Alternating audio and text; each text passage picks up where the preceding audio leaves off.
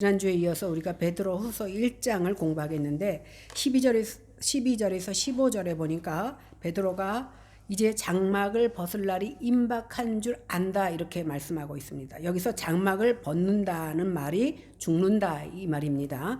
그러나 성도란 것은 죽음이 끝이 아니고 시작이기 때문에 뭐라고 말합니까? 육신의 장막을 벗는다 이렇게 말하거나 잔다 이렇게 말하거나 아니면 안식에 들어갔다 이렇게 말합니다. 정확한 날짜는 모르지만 죽을 때가 다 되었다라는 것을 알고 썼기 때문에 우리는 베드로 후서를 베드로의 유언서다 이렇게 볼 수 있습니다. 베드로 사도는 자신이 죽기 전에 성도들이 기억해야 할 것이 무엇인지를 일깨워 주기 위해서 이 글을 쓴 겁니다. 만약에 제가 이제 곧 죽을 거라는 것을 알면 자녀들에게 무슨 말을 하겠습니까? 야, 돈 많이 벌어서 잘 먹고 잘 살아라 이렇게 말하겠습니까?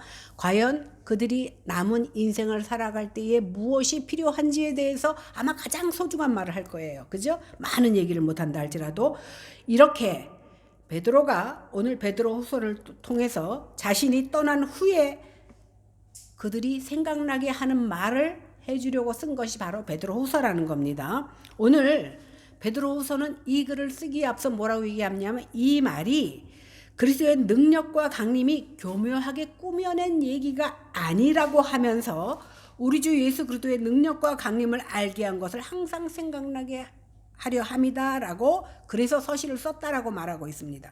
그러면 무엇을 생각나게 하려고 이 서신을 썼느냐는 겁니다.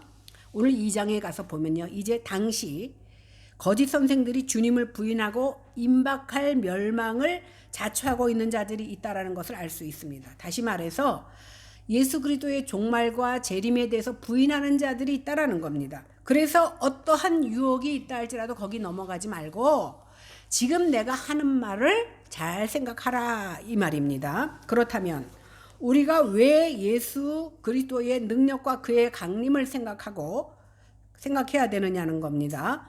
왜 이 말을 굳이 하느냐 하면 전서와 다르게 후서에서는 거짓 이단들이나 거짓 선생들이 나와서 이제 예수의 복음이 뿌려진 자들을 뿌리를 뽑으려고 하는 일들이 있었기 때문에 그것을 두려워해서 베드로 후서가 쓰여졌다고 말씀드렸습니다. 그래서 이 세상을 사탄이 공중에 권세 잡고 있기 때문에 사람들이 주님의 능력과 강림을 믿지 못하게 하고 썩어질 정욕을 따라 살게 만들어 다시 말하면 천국 가는 것을 회방하고 지옥 가도록 만든다라는 겁니다. 그뿐입니까? 날마다 쏟아져 나오는 신문이나 방송들이나 여러 가지 매체들을 통해서 우리가 들려지는 말 중에 우리의 영적인 삶을 부여하게 하는 말들이 한마디라도 있습니까? 그저 무엇을 해야 잘 먹고 무엇을 해야 잘 살고 무엇을 해야 나라 간에 평화가 있는지에 대해서는 얘기하지만 우리의 육의 생활은 번성할 수 있을지 몰라도 영을 부욕해 하는 말들이 우리 귀에 들리지 않습니다. 그러다 보니까 교회마저도 육신의 정욕과 안목의 정욕과 이생의 자량을 거기에 허우적거리다 보니까 교회마저도 하나님의 능력과 강림을 생각하기가 힘든 세상입니다. 이런 상황에서 과연 누가 주님의 능력과 재림을 얼마나 생각할 수 있겠습니까? 우리 자신들도 볼 때 제가 은혜 받고 나니까요. 매일매일 새벽 예배를 나가는데 새벽 예배 갔다 오면 내일 새벽이 그리워지고 오늘 주일 예배를 드리고 나면 왜 일주일이 그렇게 먼지 모르겠어. 빨리 주일날 가고 싶어. 이것이 만약에 연애하는 사람으로 비교하면 연애할 때 헤어졌는데 뒤돌았으니까 보고 싶어. 그죠? 경험 한 번씩 있죠? 그냥 마주 있어도 보고 싶어. 마주 있어도 보고 싶어요. 보면서도. 그런 심정이 누구에게 있어야 되냐? 예수님 향해서 있어야 된다라는 거예요. 그런데 우리 어때요? 교회에서 나가자마자 아유 오늘 사업, 내 가정, 내 자식 생각하자. 그런데 저도 지금도 그런 마음이 있다는 건 아니에요. 그 당시에는 진짜 그랬어요. 왜 그렇게 내일 새벽 예배 가고 싶은데 왜 내일이 안 오지?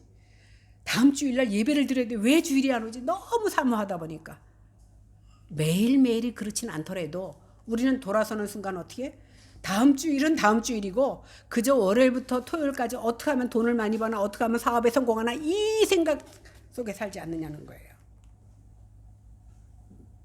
그래서 오늘 베드로가 너희들의 그 생각을 이제 벗어버리고 육신의 장막을 벗을 날이 얼마 안 남은 이 베드로가 주님의 재림을 생각하면서 살라고 쓴 것이 바로 베드로후서라는 겁니다. 12절 한번 보겠습니다. 시작. 그러므로 너희가 이것을 알고 이미 있는 진리에 서 있으나 내가 항상 너희에게 생각나게 하려 하노라. 우리는요, 하나님과 예수 그리스도의 보배로운 피 때문에 그 믿음을 받았고 그것 때문에 하나님과 예수 그리스도를 아는 은혜와 평강이 우리에게 있습니다. 그리고 그의 신기한 능력으로 생명과 경건에 속한 모든 것을 우리에게 주셨다라는 것을 믿습니다. 이러한 자는요, 더욱더 믿음의 덕의 지식을, 지식의 절제를, 절제의 인내를, 인내의 경건을, 경건의 형제 우애를, 거기에다 사랑을 더한다라고 말씀하셨습니다. 그것을 공급받는다는 겁니다. 이런 자는요, 그의 옛죄가 생각나서 하나님의 은혜 속에 살 수밖에 없지만, 그렇지 않은 자는 자기의 옛죄가 그 사함 받았다는 것을 잊어버리기 때문에 마치 소경처럼 먼 곳은 바라보지 못하고 그저 앞의 일만 생각하며 살아간다라는 겁니다. 그래서 오늘 베드로가 너희가 잊지 말아야 될 것은 그의 부르심과 택하심이 분명히 있었다라는 사실, 너희가 그의 힘으로 죄사함을 받았다는 사실을 오늘도 잊지 말고 살아야 하나님 나라 백성 될 수 있다라는 것을 오늘 말하고 있는 겁니다. 오늘 유언을 하는 사람이 농담합니까? 유언하는 사람은 진지하게 정말 전해야 될 말을 합니다. 오늘 베드로가 이 말씀을 전할 때에 정말 사랑하는 마음으로 성도들에게 너희가 꼭 간직해야 될 말만 하고 있다라는 겁니다. 베드로가 베드로서의 수신자들에게 이미 너희들이 진리, 즉 복음 안에 있다는 것을 나는 안다. 그렇지만 항상 진리를 상기하고 부지런히 살펴서 진리 가운데 살아라 라고 말하고 있는 겁니다. 13절과 14절을 보겠습니다. 시작. 내가 이 장막에 있을 동안에 너희를 일깨워 생각나게 함이 옳은 줄로 여기노니 이는 우리 주 예수 그리스도께서 내게 지시하신 것 같이 나도 나의 장막을 벗을 날 임박한 줄을 알미라. 여기서 장막이라고 표현했는데 초대교회 지도자들이 즐겨 쓰는 표현이거든요. 이 표현은요, 구약시대 대부분이 유목민이기 때문에 대부분 뻔듯하게 집을 짓고 사는 게 아니라 천막 치고 살았습니다. 그러다 보니까 천막은 일시적인 거거든요. 마찬가지로 이 땅에서의 삶은 일시적이다, 나그네의 삶이다 이렇게 말하고 있으며 진짜 본향은 하늘나라이기 때문에 믿음으로 사모하면서 이 땅에서 육신이 잠시 거하는 처소로서의 천막을 오늘 장막이다 이렇게 말하고 있습니다. 장막에 있을 동안이라는 말은 뭐예요? 내가 목숨이 붙어 있을 동안 이 말이거든요. 지금 베드로는 내게 죽음이 다가올 것이라는 것을 알고 있습니다. 베드로 사도는 자신이 장막에서 벗어날 때가 가까웠다는 것을 말하면서 우리도 지금은 장막에 거하고 있다는 사실을 생각하라는 겁니다. 이 말은 뭐예요? 우리가 입고 있는 이 장막, 이 몸은 영원하지 않다라는 겁니다. 그리고 이 몸을 가지고서는 우리 주 예수 그리스도의 나라에 들어갈 수가 없습니다. 새 몸을 입어야 됩니다. 그러므로 성도란 새 몸을 입기 위해서 간절히 사모해야 된다라고 말하고 있습니다. 오늘 고린도후서 5장 1절에서 3절에 보니까 만일 땅에 있는 우리의 장막집이 무너지면, 우리의 육체가 무너지면 하나님께서 지으신 집 그곳으로 들어가는데 하늘에 있는 영원한 집이 우리에게 있는 줄 아나니 과연 우리가 여기 있어 탄식하며 하늘로부터 오는 우리 처소로 덧입기를 간절히 사모하노니 이렇게 이 몸은 벗은 자들로 발견되지 않게 하려 합니다. 육신을 벗었는데 벗은 몸으로 들어가지 못하고 새 옷을 입어야 하늘나라에 간다라는 겁니다. 육신의 장막집이 무너지면 사람이 지은 집이 아니라 하나님께서 지으신 영원한 집이 있는데 부끄러운 모습으로 들어가지 않겠다라는 거예요. 그렇게 발견되지 않겠다라는 겁니다. 오늘 우리 교회로 나와서 우리가 이렇게 예배를 드리는 것을 내가 오늘 결정한 거야. 우리 김용찬 집사님 요번에 죽을 뻔 하셔갖고 하나님 앞에 서원했잖아요. 죽는 날까지 열심히 예배 참석하겠다고. 그것이 하나님의 사랑이에요. 그 마음을 주신 것이 내가 한 것 같죠? 하나님께서 고백하게 만든 거예요. 그래서 성경에 뭐라고 그러냐면 너는 이걸 갖고 서원이라 그러거든요. 서원은 너에게 해로울지라도 지키라 이랬습니다. 그러니까 서원은 사람과의 약속은 깨트릴 수도 있어요. 그러나 하나님과의 약속은 네가 해로울지라도 지켜야 되는 것이 바로 하나님과의 약속입니다. 이렇게 우리가 교회에 나와서 예배드리는데 내 의지로 나왔다? 아닙니다. 그렇게 생각하는 사람은 아직도 내가 주인인 거예요. 요한복음 21장 18절 19절에 보니까 내가 진실로 진실로 내게 이르노니 젊어서는 내가 베드로가 스스로 띠띠고 원하는 곳으로 다녔지만 늙어서는 내 팔을 벌리리니 남이 내게 띠띠우고 원치 않은 곳에 데려가리라. 이렇게 말씀하시면 베드로가 어떻게 죽을 것을 하나님께서 말씀하신 거예요. 그리고 그의 죽음이 영광을 돌릴 것이라는 것을 오늘 성경은 예언했습니다. 이 말씀을 하시고 베드로에게 이르되 나를 따르라. 이미 따르고 있는 베드로에게 나를 따르라고 말하고 있습니다. 이것은 그가 어떻게 죽을 것이라는 것을 그리고 그의 죽음을 통해서 하나님께 어떻게 영광 돌릴 거라는 것을 말씀하신 거고 베드로가요.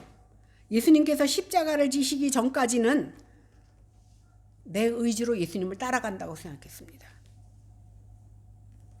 그렇게 내가 주인 되었을 때는요. 자기 열심으로 교회 나올 때는요. 결국 어떻게 됐어요? 베드로가 3번이나 예수님을 부인했습니다.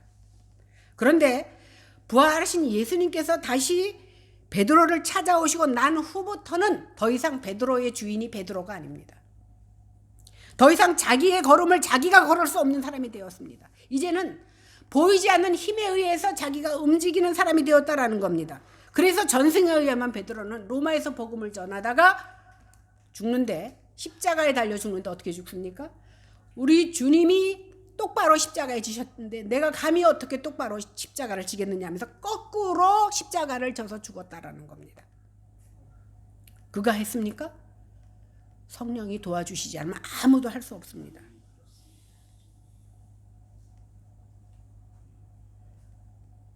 베드로가 예수님의 부활하신 주님을 다시 만나지 않았다면 이렇게 죽을 수도 없었을 뿐 아니라 오늘 성도들을 향해서 니네 모습이 꼭 나 예수님 만나기 전의 모습과 똑같구나라고 생각하기 때문에 목숨이 다하기 전에 이 말씀을 전하고 있는 겁니다.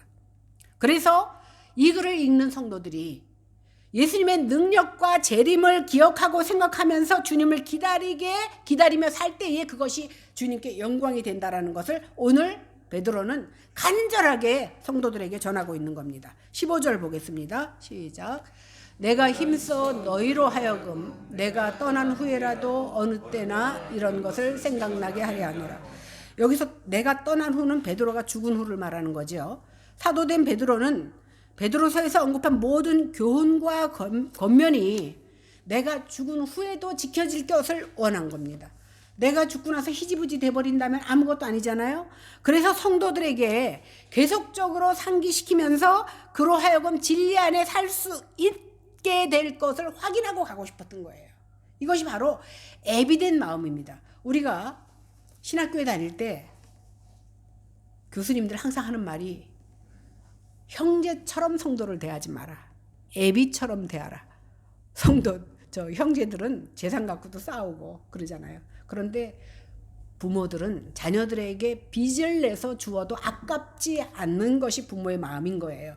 그래서 그런 심정을 가지고 하라고 우리 교수님들이 늘 말씀하셨던 것을 기억합니다. 16절에서 18절을 보겠습니다. 시작.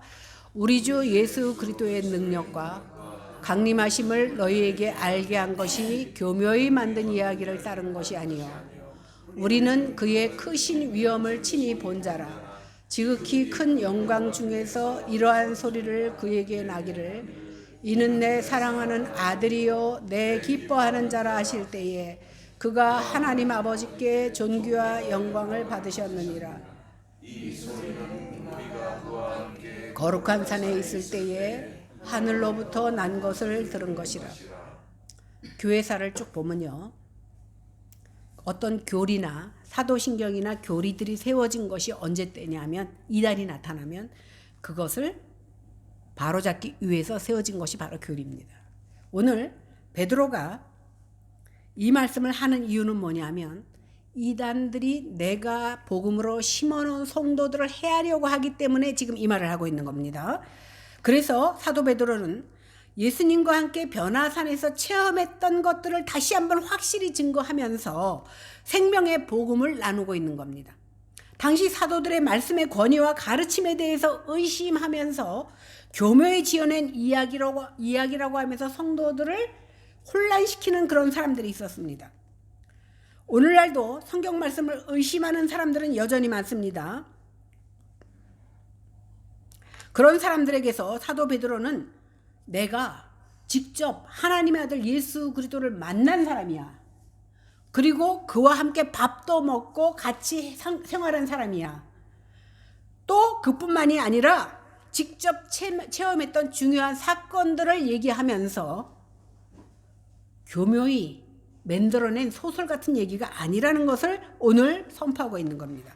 그 가운데 베드로가 변화산에서 영광스러운 모습으로 변모하신 주님을 배웠던 내용이 마태복음 17장에는 나옵니다. 거기에는 모세와 엘리야도 나오는데 얼마나 좋았으면 베드로는 초막셋을 짓고 거기서 주와 함께 살고 싶다라고 고백합니다. 우리가 죽어보지 않았지만 천국을 체험하고 나면 여기 오고 싶겠습니까? 죄 많은 이 세상, 고통 많은 이 세상, 지금이야 여기서 사니까 죽을까봐 겁을 내지만 막상 죽어서 천국에 간다면 너 가서 몇 년만 더 살고 오라 그러면 안 간다 그럴 거예요. 얼마나 천국이 좋으면. 오늘 변화산에서 만난 예수님을 보고서 베드로가 초막셋을 짓고 세상에 안 가고 싶다라는 거예요. 여기서 그냥 살고 싶다라고 말하고 있는 겁니다. 그때 하늘에서 음성이 들립니다. 이는 내 사랑하는 아들이요 내 기뻐하는 자라. 그러면서 뭐라 그럽니까? 너희는 저의 말을 들으라. 예수님 말을 들으라는 겁니다. 이 놀라운 선언은 아버지 하나님께서 직접 하신 선언입니다. 또 공개적으로 예수님이 하나님의 아들이심을 인정하는 말씀입니다. 예수님은 구약 성경에 약속한 메시아시며 예수를 믿는 사람은 누구라도 하나님의 자녀가 되는 특권을 누리게 되고 영원한 생명 곧 구원을 받게 되는 겁니다.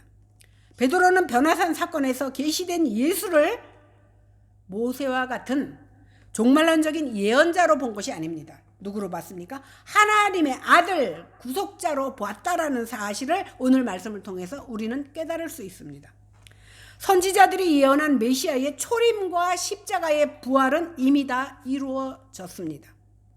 그러므로 사도들을 통해서 증거된 십자가와 재림을 기다리는 자들이 바로 누구냐? 우리입니다. 성도입니다. 그러므로 우리가 늘 생각해야 되는 것은 세상에 썩어질 것들이 아니라 우리 주 예수 그리스도의 능력과 그의 재림을 우리는 기다려야 됩니다. 요한복음 10장 17절에 보니까 내가 내 목숨을 버리는 것은 그것을 내가 다시 얻기 위함이니 이로 말미암아 아버지께서 나를 사랑하시느니라. 다시 말해서 죽어야 산다라는 겁니다. 예수님께서는 하나님의 인류 구원 계획을 친히 이 땅에 오셔서 낮아지시고 십자가에 죽기까지 복종하셔서 구원을 완성하셨습니다. 그런 예수님을 아버지 하나님께서는 얼마나 기뻐하십니까? 우리도 하나님의 아들 예수 그리스도를 나의 구주로 고백함으로써 하나님의 아들에게도 존귀와 영광을 돌려드려야 마땅하다고 오늘 베드로는 말하고 있는 겁니다. 19절을 보겠습니다. 시작. 우리에게는 더 확실한 예언이 있어 어두운 데를 비추는 등불과 같으니 날이 새어 샛별이 너희 마음에 떠오르기까지 너희가 이것을 주의하는 것이 옳으니라. 여기 더 확실한 예언은 뭐냐면 구약 성경에 나타난 그 메시아에 대한 예언을 말하는 겁니다. 구약 성경은 끊임없이 메시아 대신 예수 그리스도가 오실 것임을 예언하고 있습니다. 베드로는 구약의 선지자들이 예언한 말씀들이 구약의 선지자들이 예언한 그 말씀을 이제 사도들이 다 체험하고 전하고 행한 일들과 똑같다라고 오늘 말하고 있습니다. 구약의 예언자들이 미리 예상했던 예언의 성취로서 미래에 나타날 재림도 확실하다는 거예요. 다시 말해서 구약에서 예수님이 오실 것을 말해서 오셨듯이 오늘 사도들이 말하고 있는 재림도 확실하게 이루어질 것이라는 것을 진술하고 있는 겁니다. 한편 베드로가 예언을 어두운 데를 비추는 등불로 비유하고 있는데 어두운 데는 뭐예요? 빛 대신 예수님을 대적하는 세상을 어두움이다 이렇게 표현하고 있습니다. 예언의 말씀은 등불이 되어서 하나님을 대적하는 세상을 향해서 빛을 비추는 역할을 합니다. 그러니까 이 세상이 어두운데 그 등불이 무엇입니까? 하나님의 말씀이 등불이라는 거예요. 그래서 말씀을 통해서 빛을 경험할 수 있게 되는 겁니다. 그러므로 날이 새어 샛별이 너희의 마음에 떠오른다 이 말은 뭐냐면 샛별 되시는 예수님께서 재림하시는 날까지를 의미하고 있습니다. 주님께서 재림하는 그날까지 성도된 너희들은 어떻게 살아야 된다?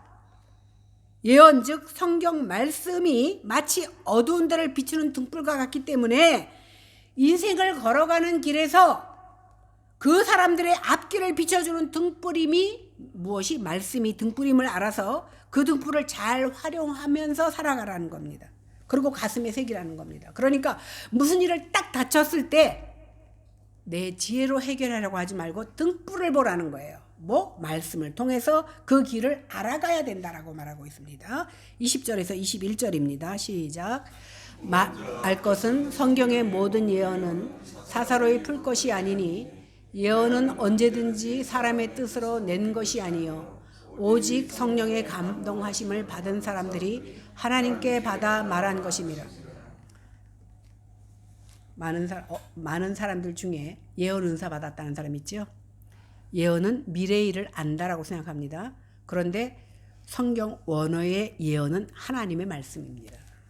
근데 그것을 잘못 푸니까 마치 누군가가 하나님의 직통 계시를 통해서 우리에게 전해준다라고 생각합니다. 물론 하나님께서는 주의 종들을 통해서 생각지 않은 것들을 전해주는 일도 있습니다. 그러나 오늘 성경에서 말하는 모든 예언은 하나님의 말씀임을 우리가 생각하면 여기저기 쫓아다니지 않고도 궁금한 일이 있으면 내 일이 안 풀리면 어떻게 해야 됩니까? 말씀을 통해서 말씀에서 답을 구해야 된다라고 오늘 성경은 말하고 있습니다.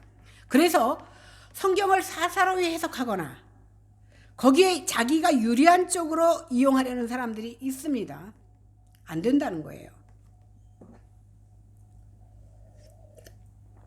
베드로는 이단과 악한 무리들이 임의로 성경을 해석하는 것을 경계하면서 성경이 성령의 감동으로 기록되었기 때문에 성령의 도우심을 얻어서 풀어야지 사사로이 풀어서는 안 된다라고 얘기합니다.